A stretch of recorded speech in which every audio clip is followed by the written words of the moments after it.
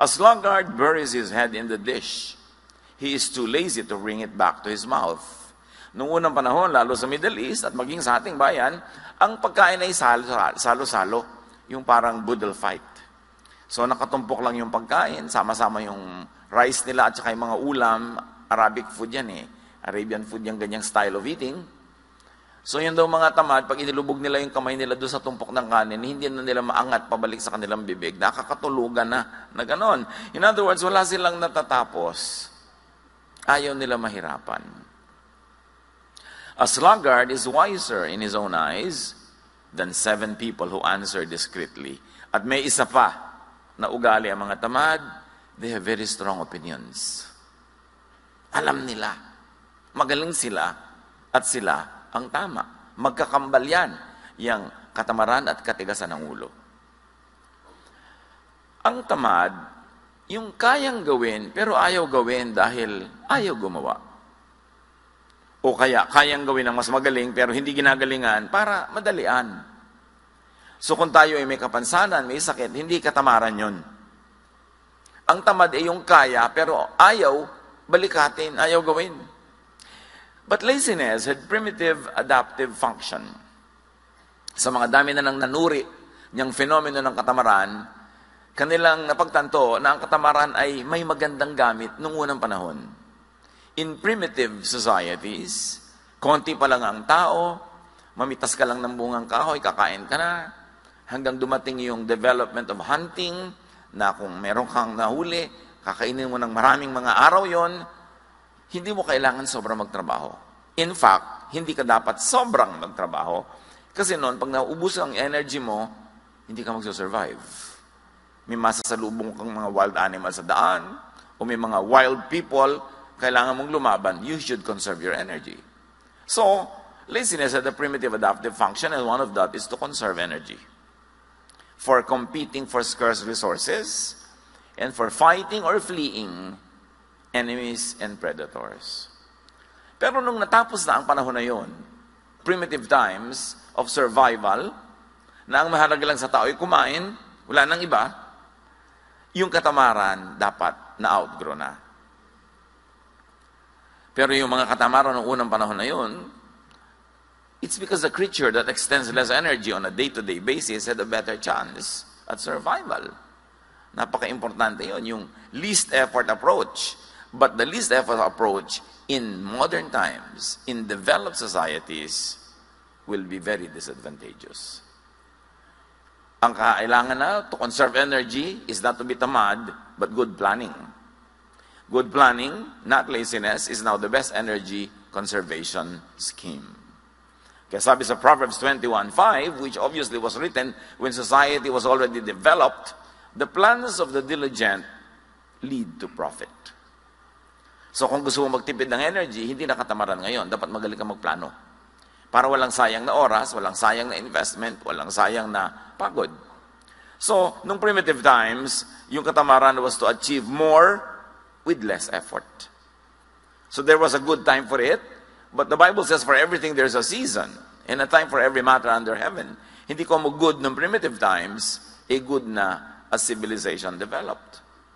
Kaya sa 2 Chronicles 26:15, we see Uzziah inventing large arrows and catapults, effectively using less human power. Habang na-develop ang mga kabihasnan, na-develop ng mga tao ang mga kasangkapan, tools, to make more work with less effort. Now, may function talaga ang katamaran lalo noon to focus on immediate rewards. People then lived on a day-to-day basis. Wala silang balak mag-elementary, mag-high school, mag-college. Walang ganun. Kailangan lang mag-survive ako until tomorrow. Huwag ako makain ng mga wild animals o huwag ako mahuli ng mga wild people around me. And because of that, because people lived on a day-to-day basis, laziness does not look far out for future rewards. Dapat now na. Kaya yung mga tao na primitive pa ang utak, o nasa primitive mode of thinking, walang plano yan sa future. They only want immediate pleasure. Kaya meron nagkaroon ng konting pera, one day millionaire, gagastahin lahat, sobra-sobrang kaluhuan, hindi bali na maghirap uli next week, nangungutang na naman. At yan ang problema mga kapatid, may mga tao na nasa modern times na tayo, nasa kuweba pa ang utak. Kaya hindi sila kasundo ng mga taong nasa ngayon na present na yung utak, tapos yung kapatid mo nasa kuweba yung utak. Hindi iniisip yung future. Pag nagkapera, sarap agad. Pag merong pleasure, pwede nang gawin ngayon, hindi bali na bukas. But as livelihood turned from gathering, hunting, which was immediate, to agriculture, laziness had become a liability. Kasi sa agriculture, magtatanim ka sa tamang oras. Pag nahuli ka, maiiwan ka ng mga ulan, mamaya, hindi lalaki ang yung tinanim. O nagtanim na yung mga katabi mo ng palay, ikaw nahuli ng 1 week, sumao na sila ng 1 week ng harvest, ikaw mahuhuli ng 1 week, lahat ng daga at peste sa buong bukid, dahil yung palay mo na lang nandun, sa'yo pupunta. Kaya nung na-develop ang agriculture na iba ang mode of thinking. Kaya yung nagtatalo yung offering ni Cain at ni Abel, agricultural product, not hunting product, mas malalim na usapin yun. It was a conflict between settled agriculture and the hunter-gatherer culture. Obviously, at the time, that issue was already being debated upon in the minds of the ancients. At naka-embedded yan doon sa mga kwento. Kailangan lang meron kang tool to see it, that it is happening. Kaya sabi sa Proverbs 24, sluggards do not plow in season. So at harvest time, they look but find nothing. So pag hindi ka nagtanim sa panahon, hindi ka aani sa panahon. Hindi pwedeng nahuli ka ng 3 buwan sa pagtatanim, tapos sa anihan, aani ka rin. So kailangan may planning. Hindi ka na pwedeng tamad nung na-develop ang mga communities. Settled kind of life, hindi yung nomadic. As humans became more and more dependent on controlled production like agriculture and livestock, naging malaking weakness and disadvantage ang laziness, na nung primitive times was a virtue. Pero ang problema, may mga lipunan at may mga tao at individuals na hindi nag-grow yung mind from that kind of thinking. Kaya marami mga settlers sa iba't ibang mga bayan, dayo sila sa isang lugar, tapos may mga katutubo doon, ang reklamo nila lagi yung mga katutubo daw tamad compared to the settlers. Kasi iba ang mentality ng katutubo, hunter-gatherer. Yung settler, agriculturist. So magkaiba ang mentality nila. Kaya hindi sila nagkakasundo sa ganung mga bagay. But as society developed, and as biblical culture developed in its own context, the Bible began teaching diligent, timely, and industrious work. And since then, walang lingon-likod, tuloy-tuloy ang pagtuturo ng Biblia sa sipag. Ano ang mga palusot at drama ng mga katamaran? At ang sagot mula sa Bible, isa doon yung mga tamad, lagi nilang sagot, di ko alam. Di ko alam yan eh. Ibig sabihin nun, ikaw na lang gumawa. At marami ngayong mga tamad, tabi-tabi po nuno. Gadget lang, hindi maon. Tatawagin ng anak, tatawagin ng apo, tatawagin ng kapitbahay. Di ko alam yan eh. Hindi ko alam magawa ng TV. Hindi ko alam magawa ng computer. Hindi ko alam mag-Facebook. Alam niyo po, isip tamad yun, tabi-tabi po. Hindi ko matanda na tayo, hindi na tayo matututo. Pag-aralan. Kasi kailangan kasabay ng panahon ang paglago ng ating isip. Yun naman ay kung gusto niyong sumabay sa technology. Kung ayaw niyo naman, walang pipilit sa inyo. Pero hindi pwedeng gusto niyo mag-technology tapos laging ibang gumagawa. Learn it. Because that kind of mentality is a carryover of a primitive thinking and excuse. So ganyan sa mga gadgets, ganyan sa mga electronics. Sabi ng Psalm 25, 4-5, show me your ways, Lord. Teach me your paths. Guide me in your truth and teach me. The general idea here is to be teachable. And what does it mean to be taught? It is to be taught something new. Because you have that. Don't need to be taught something old. So pag teachable ka, willing ka laging alamin ang bago. Kaya, ang sabi ng iba, techie is the new sexy. Nung araw na primitive ang society, kailangan mo ng muscle para ipagtanggol ang mga babae sa mga leyon, sa mga tribal war. Sexy daw yung maraming muscle. Pero ngayon, ang sexy guys daw yung magaling sa techie. Yung alam niya mag-Photoshop, yung alam niya ganito yun, magpalipat-lipat, yun na daw ngayon ang kakit-akit na karunungan. Sabi nila, ewan ko sa inyo. 1 Peter 5:8, be alert and of sober mind. Your enemy, the devil, prowls around like a roaring lion looking for someone to devour. And if we may add, in the context of our discussion, to devour with laziness and with ignorance. Maraming paraan ng pag-atake sa atin ng lion. Basta anything that steals from you, that takes away growth or happiness or productivity, trabaho yon nung roaring lion. Proverbs 3:5-6. Trust in the Lord who commands work. Trust in the Lord with all your heart and lean not on your own understanding. In all your ways, submit to Him and He will make your paths straight to prosperity, if we can add. In other words, yung mga teaching na yan sa Bible, may particular truth yan doon sa context na tinuturo niya, pero may universal truth yan that you can apply to other particulars. Basta na universalize mo muna. At nakikita natin yung universal value of these teachings now being applied to work ethic.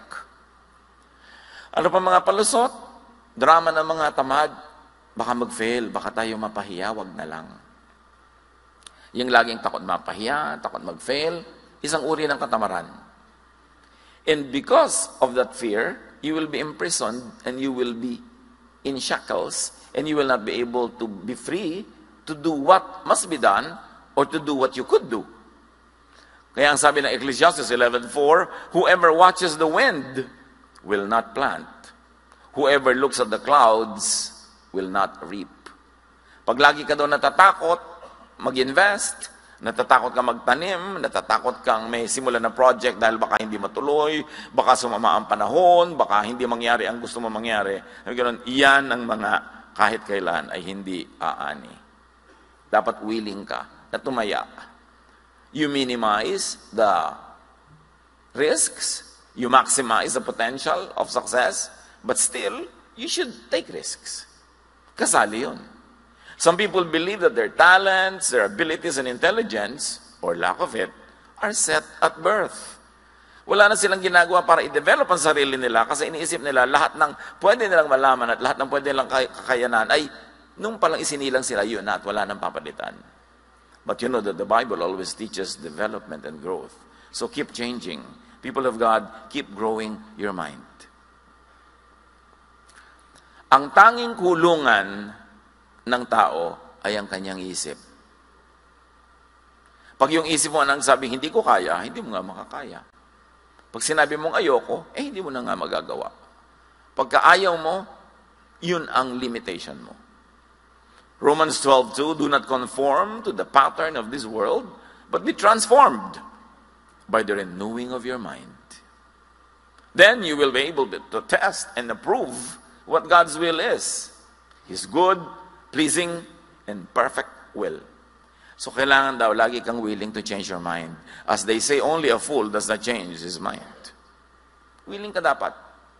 Hindi yung ayaw mo na magpalit ng isip, ang isip mo sarado, dekandado. What will happen? Yun na lang yun forever. People grow with change, with practice, and with effort. And growth is a primary duty of life. Dapat nag-grow. Parang yung natatandaan ko isang drawing, yung caterpillar at yung kanyang kamag-anak na caterpillar na naging paru-paro na, may pakpak na. Si caterpillar para paring worm. Sabi ni caterpillar kay paru-paro, you changed. Sabi ni paru-paro, we must. Dapat nagbabago. Yung mga kaibigan mo sa baryo nung araw, pag uuwi ka doon, sabi niya, ay, nagbago ka na. Dapat. Alam naman hindi tayo magbago. Ikaw, ayaw mo magbago? Alam niyo, nagsasabi nun, yung nagbago ka na, yung hindi siya umasenso, tas ikaw umasenso. So, para tabla na lang kayo, gusto niya, huwag ka rin umasenso. Yung, naku, hindi mo na yan ma-reach. Dapat. Kasi kung nare-reach mo pa rin ako, ibig sabihin, hindi ako nag-grow. So, yung hindi ma-reach na ibig sabihin, iniiwasan kita, umayabang ako, kundi, busy talaga ako eh. Kasi marami kong ginagawa. Marami akong inaatupag, marami akong commitment, so hindi mo ako ma-reach kahit kailan nalang gustuhin mo. Pero makakatsyempo ka rin na ma-reach mo ako. Pero may problema tayo kung kahit kailan kita gusto ma-reach, available ka. Ibig sabihin, wala kang ginagawa. Hindi po kasiraan yung hindi ka na ma-reach.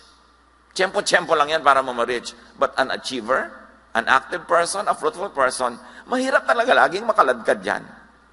Kasi may mga kaabalahan. Pero hindi tayo dapat nagdadrama na hindi ka na ma-reach, nagbago ka na. Sabi nga nung paro-paro, we must. We cannot remain caterpillars. We must grow wings and fly because we are butterflies. Mayroon pang isang palusot, I can't. Di ko kaya yan. Natinig niyo ba yung katang, di ko kaya, di ko kaya, di ko kaya. Pag sinabi mo na sinabi yun, talagang hindi mo na nga kakayanin kasi nagpasya ka na di ko kaya. Laziness often comes from neurotic fear. Sa takot, abnormal takot na mabigo, na masaktan, na malugi, ayaw na lang.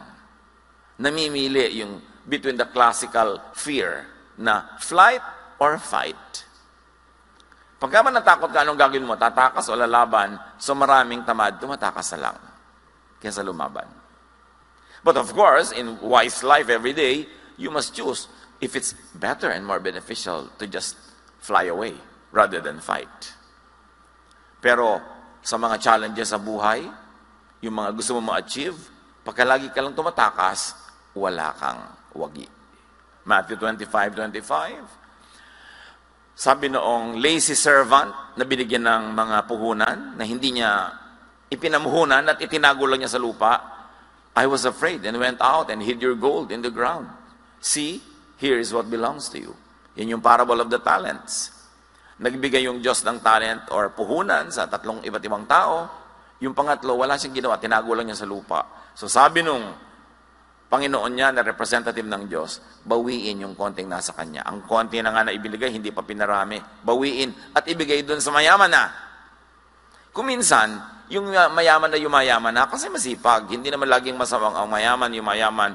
Kasi meron din silang sipag. Meron din ginagawa. Kaya kailangan, pag binibigyan tayo ng mga katangian, ng mga puhunan ng Diyos, paramihin. Yun ang gusto niya. So let us all challenge fear and laziness. Dapat fight, hindi flight. Numbers 13:30-31, no ang mga espiya ng Israel ay minanmanan nila yung lugar na dapat ay magiging kanila, pero may mga tao, sabi ng mga kasamahan, naku, ang lalaki ng tao doon, para mga higante, titirisin lang nila tayo, huwag na lang tayo tumuloy. Then Caleb silenced the people before Moses and said, we should go up and take possession of the land, for we can certainly do it. But the men who had gone up with him said, we can't attack those people. They are stronger than we are. So ito yung fight or flight. Most of the people were choosing to fly away when Caleb said, let's fight. Let's go for it. What do you do with your problems pag parang malaki? Umiiwas kayo, tumatakbo palayo o hinaharap nyo at sinisikap nyong magwagi. Pag meron kayong magandang pangarap, mataas ang mga hangarin, sasabihin ng mga tao sa inyo, wala tayong pera anak, huwag ka na mangarap. Huwag mo nang isipin yan. Pinanganak tayong mahirap, mamamatay tayong mahirap. So pagka ganun ang mentality, mamamatay nga mahirap. Kasi they don't want to give it their best. Pero yung mga lumaki sa kahit na napakagrabing kahirapan, pero hindi nila tinanggap ang hirap na yun, ayaw nila, ginawa nila ang magagawa nila, yun ang nakakabalikwas at nakakalampas sa mga inborn kahirapan. Kaya mahalaga yung mind. Paano tayo mag-isip? Meron naman isang drama ng mga tamad, kapagod, wag na lang. Marami ganyan, karpintero, may idinidescribe kang gawin. Sabi, sir, ang hirap naman yan, dalian na lang po natin. Sa mahirap nga, triple ang bayad. Gusto mo madali, sa madali na lang po. Ano mangyayari sa buhay niya? Ayaw mapagod. Kasi ang tamad, ayaw mapagod. Alam niyo kung anong motto ng mga tamad? Di bali ng tamad, hindi naman pagod. Baka yan ay inyong memory verse. Life verse. Di ba? Di bali ng tamad, hindi naman pagod. Nakita ko yan sa kwarto ng isang dati kong katulong sa bahay. Hindi ko naman ugali magsusuot sa mga kwarto nila, pero minsan, nung wala na siya, umalis na, dahil may iba nang ginawa sa buhay, eh di nagpalinis ako, nakalagay sa dingding niya, di bali ng pagod, di naman tamad. Ay, di bali ng tamad, di naman pagod. Kaya ito pala yung motto niya, kaya laging araw-araw kami may tunggali. Proverbs 24:30-31, I went past the field of a sluggard, past the vineyard of someone who has no sense. Thorns had come up everywhere, the ground was covered with weeds, and the stone wall was in ruins. Sabi niya, dumaan ako sa property ng isang tamad, walang utak. Gano'n, naku, puro dawag, puro tinik, puro damo, at giba-giba ang kanyang pader. Ganon daw pagtamad. Pero kahit naman sa kasipagan, mga kapatid, huwag OA, don't exceed limits. Kahit yung mga paggawa ng mabuti, paglilingkod, dapat may pahinga ka rin, ha? Huwag naman yung extreme. Mark 6:31, no, ang mga disipulo ng Panginoon ay hindi makapagpahinga, hindi makakain dahil sa dami ng pinaglilingkuran, subalit napakaraming taong dumarating at umaalis at hindi na nila makuhang kumain. Kaya't sinabi ni Jesus sa mga alagad, magpunta tayo sa isang lugar na kung saan maaari tayong makapagsarilinan at upang makapagpahinga kayo kahit na kaunti. Ganyan kung gano'n kabait si Jesus. Pinaglilingkuran ng kanyang mga alagad yung mga tao, pero sa inyo, magpahinga muna tayo, iwan muna natin sila. Doon sa tayo-tayo lang para kayo makapagpahinga. So huwag naman tayong extreme sa sipag, kahit pa nga sa mga gawain ng Diyos. Kasi ang Diyos nga nagturo ng pahinga. On the seventh day, we should all rest. Isa pang drama ng mga katamaran yung, hayaan na, sige na lang. Ecclesiastes 10:18, through laziness, the rafters sag, because of idle hands, the house leaks. Pag daw tamad yung tao, lumulundo na yung mga bubong niya, tumutulo na mga bubong, wala lang. Sige lang, okay lang. At hindi dapat ganon. Ganon din sa katawan. You maintain the house, but you also maintain the temple of the Holy Spirit, which is the body. Hindi ka dapat tamad sa hygiene at hindi ka dapat tamad sa healthful habits. At isa pang drama ng katamaran yung if only. Kung pinanganak lang sana akong mayaman. Kung ipinanganak lang akong ganito, kung meron lang akong ganyan. It's not what you do not have that should define you, but what you can have, even though you did not have it before. Ecclesiastes 11:6, sow your seed in the morning, and at the evening let your hands be not idle. For you do not know which will succeed, whether this or that, or both will do equally well. Sabi niya, alam niyo, hindi niya naman alam kung alin sa mga itinanim niyong tutubo, alin na mamumunga, so dami-damihan niyo ang tanim. Iba-ibang pananim, mag-diversify ng konti, kasi hindi niyo alam kung alin ang mapagpapala. So, increase your chances at success. Isaiah 43:18, forget the former things, do not dwell on the past. Huwag ka na magpatali sa mga hindi nangyari noon, sa mga hirap mo noon, sa mga kung ano-ano, atupagin mo yung now at yung future. Kung hindi ka masaya sa iyong past, baguhin mo yung iyong now at mababago ang iyong tomorrow. Pero tama na yung kada drama over what cannot be undone. At isa mang drama ng katamaran, ganito na talaga ako. Yung iba pa, papalakihin nila, ganyan lang talaga ang buhay. Wala tayong magagawa. Sa salita pa lang, sa palagay nyo, asenso, wala tayong magagawa. Therefore, wala tayong gagawin. Anong mangyayari sa ganong mentality?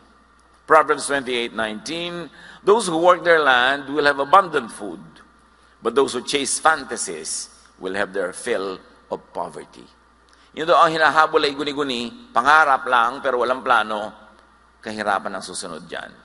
Ganyan ang gambling. Ganyan yung easy money. Ganyan yung mga kung anong racket. Huy, sumali tayo dito. Sa 3 buwan lang, magta-times 10 ang pera natin. Hindi, pera nila ang dadami, hindi yun sa'yo. Huwag kang maniwala sa ganyan. When it's too good to be true, 99.99%, it's not true.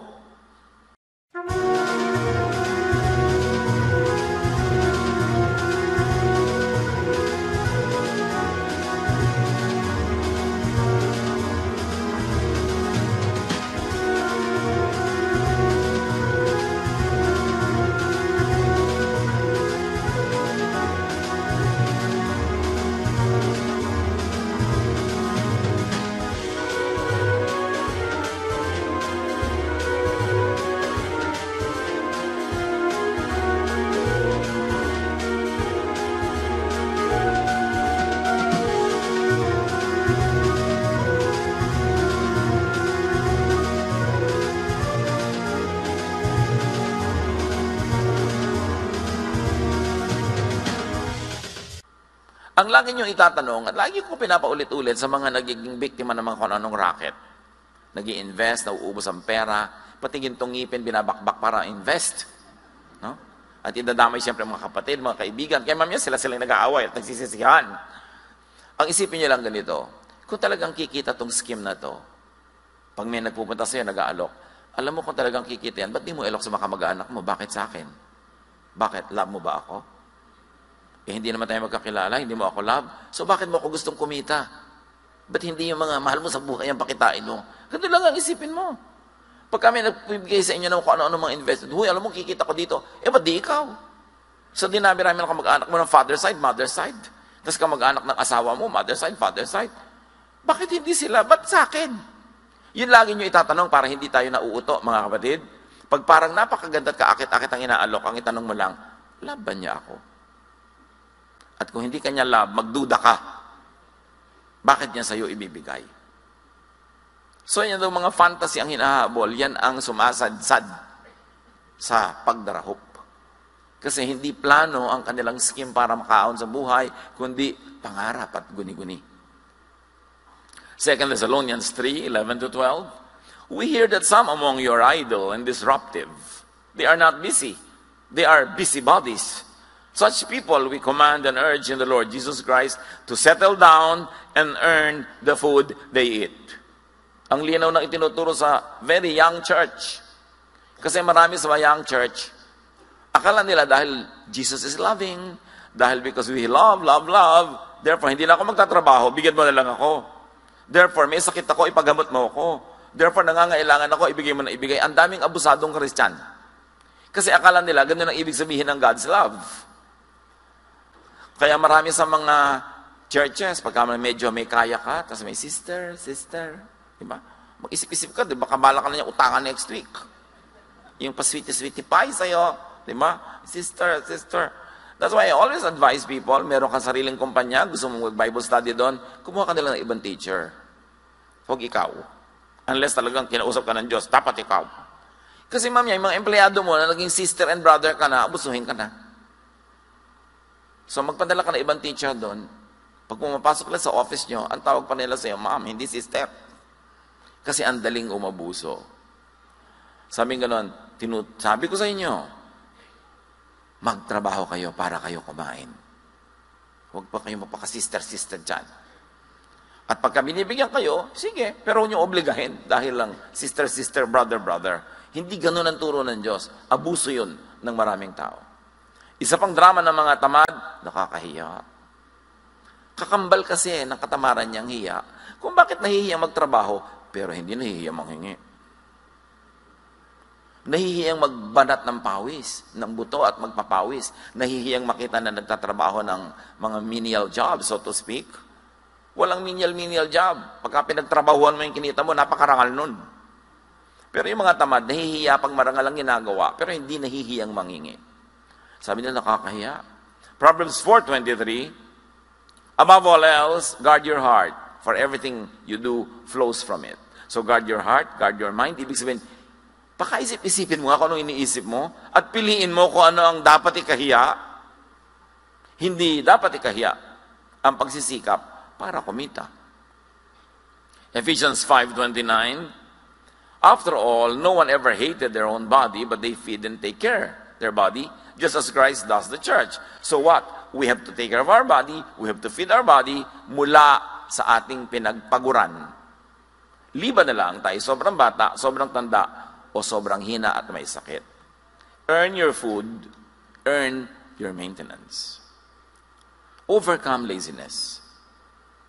At kung hindi tayo yung lazy, teach people around you who are lazy to overcome laziness. Strive to do your best and teach people to do theirs. Ecclesiastes 9:10, whatever your hand finds to do it with all your might.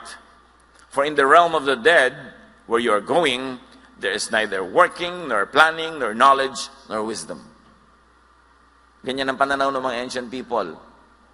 May ganun, pag nasa kabilang buhay na, iba na doon, hindi mo nagagawin ang mga ginagawa mo rito, we may never work like this again. So work well na. Gawin mo na ang dapat mong gawin, Kasi pagdating mo sa kabilang buhay, iba naman ang andar doon. Review and refocus your direction if guilty. Or people around us are guilty and we have the clarity of mind to see that they are guilty. In very godly and kind ways, make them review and refocus their attention. Ephesians 4:28, anyone who has been stealing must steal no longer. And let's apply it and extend it. Anyone who has been begging, anyone who has been asking, must not do that anymore, but must work, doing something useful with their own hands, that they may have something to share with those in need. So ang itinuturo dito, make your ambition to earn enough for yourself and to earn more than enough so that you will have something to give to people who cannot, on their own situation, earn their keep. At mga kapatid, value your work. Yung mga iba na Monday na naman, may pasok na naman, mag-resign ka. Naku, pasok ka na naman, di wag ka pumasok. Ang hirap ka mag-apply dyan. Tapos nung natanggap ka, puro work naman. Pag binibigyan ng work sa trabaho, make it your privilege. May mga waiter na pagka mga medyo gabi-gabi na, ayaw na mag-serve, mga tamad na. O di, magsara na kayo. Gusto niyo malugi yung honor niyo para hindi na kayo kumita. Yun ang dapat may malasakit ka kung empleyado ka. Kasi yung, alam niyo ba na may mga dakila namang tao that they keep their business only to keep their employees. Hindi naman lahat dahil para lang kumita. Meron din silang kawawa ng mga empleyado, tuloy natin kahit ang liit-liit ng ROI natin dito. May mga ganun. Mahalin niyo ang trabaho. Value your work. Because work is a gift from God. Acts 20:34-35, you yourselves know that these hands of mine have supplied my own needs and the needs of my companions. And this is Paul speaking. Si Paul, as pastor, hindi siya palahingi. Hindi siya paladaing. He was a doubly productive pastor because aside from doing his work, church work, he was making tents. He had a trade that earned him money. So, hindi siya yung paladaing, palahingi, lagi na lang nagpaparinig. Hindi ganon. Sabi niya, kailangan, nakikita nyo, pinagtrabahuhan ko ang mga kinakain ko. At nagpapakain pa ako ng mga kasama ko. In everything I did, sabi niya, I showed you that by this kind of hard work, we must help the weak. Remembering the words of the Lord Jesus Himself, it is more blessed to give than to receive. So, mga kapatid, produce surplus as much as God enables you. So you'll be able to give.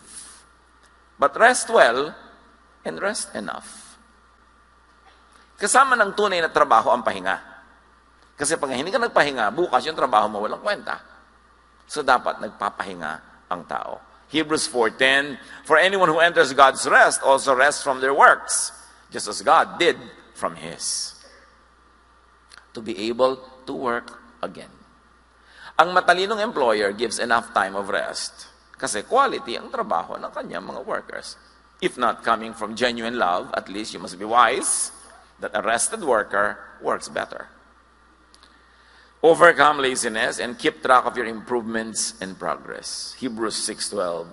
We do not want you to become lazy, but to imitate those who, through faith and patience, inherit what has been promised. And this is spiritual and practical laziness being discussed here. So, sabi nga nila, be sipag. Kailangan masipag tayo. Don't be tamad. Proverbs 19:15, ang taong tamad ay laging nakatihaya, kaya't siya'y magugutom, walang panlagay sa sikmura. Take note, meron din mga lagi nakataob. No? Kasi nakataob sila mahiga. So ano lang yan? Figure of speech. May mga tamad, lagi na lang nagpapahinga, hindi naman pagod. Bakit pahinga ka ng pahinga? Teach the lazy to be sipag. Huwag konsentihin. Huwag premyuhan. At dito magaling ang maraming ina sa bayang Pilipinas. Nagpe-premyo sa mga anak na tamad. At ang pinarurusahan, mga anak na masipag. Anak, kawawa naman yung kapatid mo. Nakabuntis.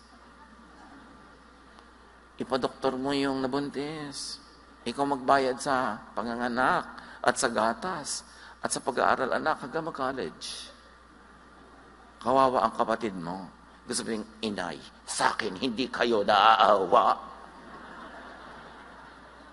Yung tamad yung batugan na anak nyo, lagi na lang yun, laging pinagdidilhensya sa akin.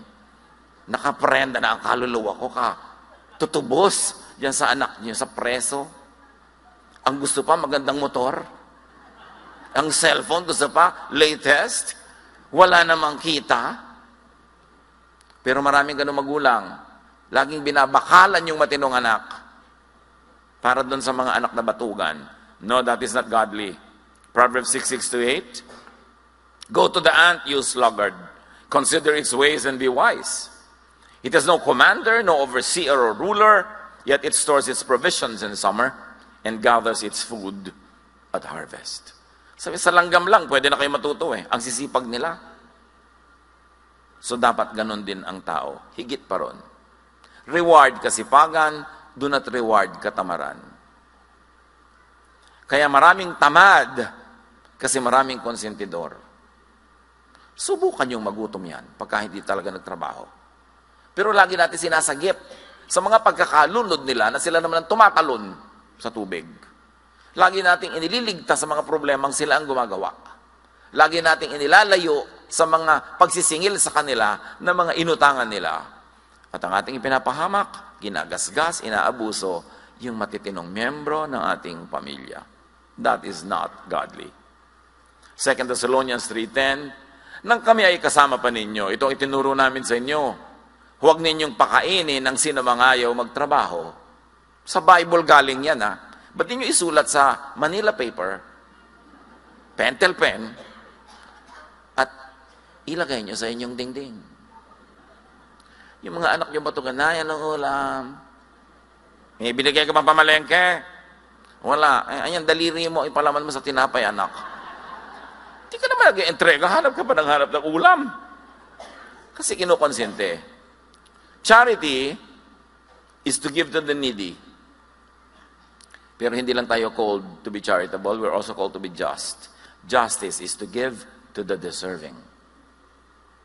Yan ang drama ng lahat ng politiko natin eh. Laging give to the poor. Wala pa ako narinig sa politiko na give to the deserving.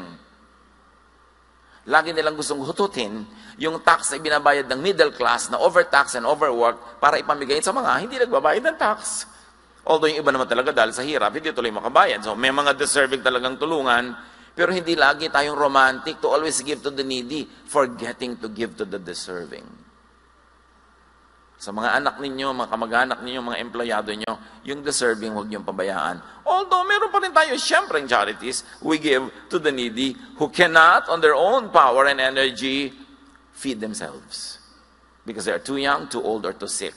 Pero ang laki-laki ng katawan, napakabatugan, gym ng gym, nagpapabili pa sa'yo ng supplements. Tapos pinapagalaw-galaw niya yung mga muscle niya na ganyan na hindi naman kumikita. Sana napagkakakitaan yung gaganon-ganon na muscle, no? Importante, huwag tayong konsentidor sa tamad. Huwag tayong extremely charitable that we forget to be just. Ecclesiastes 7:18, whoever fears God will avoid all extremes. Father, teach us to be balanced in our thinking. Sa pagbibigay namin sa needy, at sa worthy.